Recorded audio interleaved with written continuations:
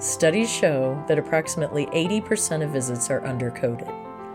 80%. That means that 80% of the time, you're giving the insurance company a big discount instead of getting paid fully for what you've done for your patients. Let's not do that anymore. Let's fix that.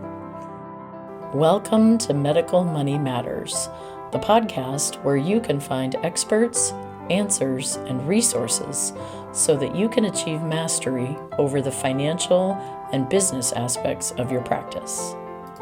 Hello, everyone. I'm your host, Jill Arena. I began my career in accounting and finance, and I have more than 30 years of experience running medical groups. I own and operate a national healthcare consulting and revenue cycle company, and I am the author of Physician Heal Thy Financial Self. In 2020, I co-founded the Physician Leadership Project, and my passion is to increase financial and business literacy for physicians. Episode 13, Coding, Bane of Your Existence or Key to Your Success. First of all, improving coding is a must. I can hear your deep sigh. So many coding seminars, so many rules to remember, so much BS. Yes, it is. And it's how you get paid. And it's made deliberately complex and onerous by the insurance companies in hopes that you'll leave money on the table. Remember, they're playing a different game. Instead of doing that, let's figure it out and win the game. Studies show that approximately 80% of visits are undercoded. 80%. That means that 80% of the time, you're giving the insurance company a big discount instead of getting paid fully for what you've done for your patients. Let's not do that anymore. Let's fix that.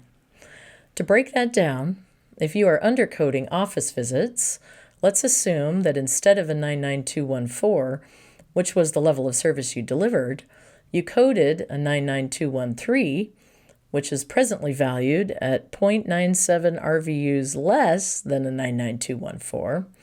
And you did that either because you didn't document everything, or because in the back of your mind you were worried about a coding audit, or because you delegated to a coder and he or she reduced it to a 99213 without asking you any questions about it. In most markets, that difference is worth about $52. Let's imagine you give the insurance companies $52 every time you see a patient. Let's imagine you see 80 patients a week.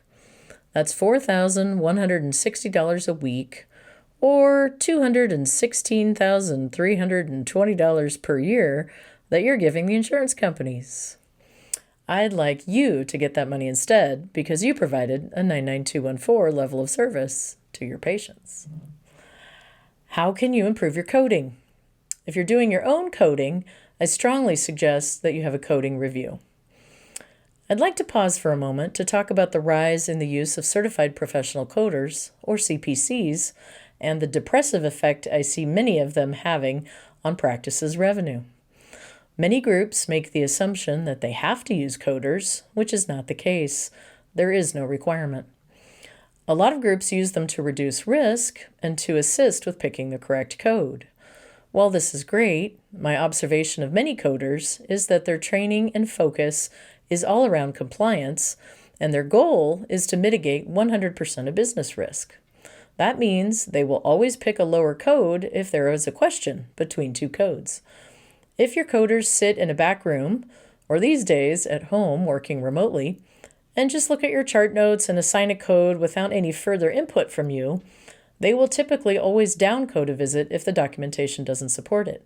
That's what they're trained to do. If you haven't created a feedback loop with them, that claim will go out at the lower code, and you will have missed the opportunity to fill in the blanks on your documentation and thus get paid for what you actually did. This approach will cost you hundreds of thousands of dollars. And you've got the added expense of paying them to have a depressive effect on your income. Not a good situation. Creating a partnership with your coders will make the whole system hum.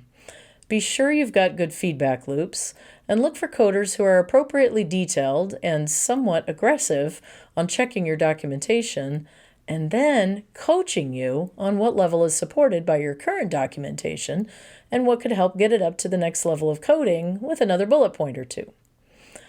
At the beginning of 2021, we got the benefit of coding for time spent, so be sure you understand those changes and that you have text shortcuts or quick text in your EMR to insert the time spent with the patient into your note. That move will make you hundreds of thousands of dollars. Again, vet your CPC carefully. You want one whose attitude is to go to bat for you, not to avoid an audit at all costs. If you're coding and documenting correctly, the documentation will support the code. Your hard work will be right coded, and you can rest assured that you will prevail in the unlikely event of an audit. I should note that there is a lot of folklore out there about Medicare audits, and this is out in the public realm, which perpetuates the fear of coding audits. In doing research, I was not able to find any published statistics on the percentage of clinics that experience a full-blown Medicare audit, but my educated guess is that it's very low. In 30 years, I've known of only one clinic personally that went through one, and it was in relation to a larger DOJ investigation. As an anecdote, our group was also involved with a client who had a business manager who committed fraud and upcoded all visits to a level 5 for the whole family practice group of 8 providers for 2 full years. This resulted in many hundreds of thousands of dollars in fraudulent billing. When our team found it, we worked with an attorney to help the clinic owners self-report to the state, as many of their patients were covered by Medicaid. The state reviewed the case and decided not to prosecute or to seek return of the funds. I share this as one example of severe overcoding, and while we could not expect every case to turn out that way, perhaps that helps put the risk of overcoding into perspective a bit. My general sense is that with any physician doing his or her own coding, you're likely to have some visits that are overcoded and some that are undercoded. In the unlikely event of a coding audit, it'll probably come out in the wash. As a business owner, it is up to you to determine how much risk you're comfortable with. We'll talk more about business risk and mitigating it in an upcoming episode. For now, understand that while it is possible to mitigate 100% of business risk, that is very expensive and likely to put you out of business. Managing business risk to a reasonable level should be the goal, and reasonable is different for every business owner. Managing risk of overcoding is exactly the same. Your goal should not be to get it perfect or to mitigate all risk by undercoding every visit, rather to get it close enough so you can sleep at night. To educate yourself and to open up more feedback loops with your coding team, your CPC or your revenue cycle manager should be able to produce coding distribution graphs for you. I recommend reviewing a distribution of new and established patient visits 99202 through 99205 and 99212 through 99215 for a month's time. Compare that to another month out in the future once you've changed your coding or employed a CPC. We have coding distribution spreadsheet templates available for download on the Medical Money Matters podcast content website, and if you'd like to see what those look like, you can find them in Chapter 2 of my book, Physician Heal Life Financial Self, which is available on Amazon. You can utilize those to see your coding distributions and compare them to others in your group. In general, when looking at coding distributions, we see most providers' coding graphs peak at a level 3, meaning that they code the vast majority of established patient visits as a 99213. This may be appropriate, but if your practice has any type of complexity, like older patients or a lot of patients with diabetes or other disease states, it may be more appropriate for your coding to peak at a level 4.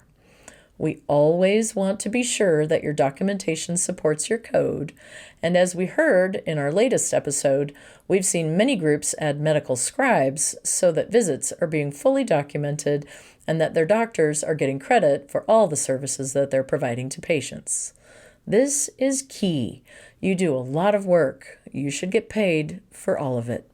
That starts with writing it all down, which is where a medical scribe can be an invaluable resource.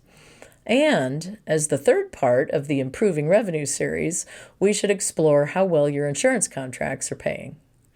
Join me for our next episode where we'll talk about renegotiating your insurance contracts to assure that you're getting paid well for the care you are rendering to your patients. You can find more information online at medicalmoneymatterspodcast.com, and you can subscribe to the Medical Money Matters content website for physician leaders to find budget templates and many other tools. We've included those links in the show notes. As I like to close out these podcasts, congratulations on taking the next step in your professional development and for making the commitment to learn about the financial and business aspects of your practice. I look forward to being on this journey with you and send you my heartfelt gratitude for all that you do for your patients all day, every day.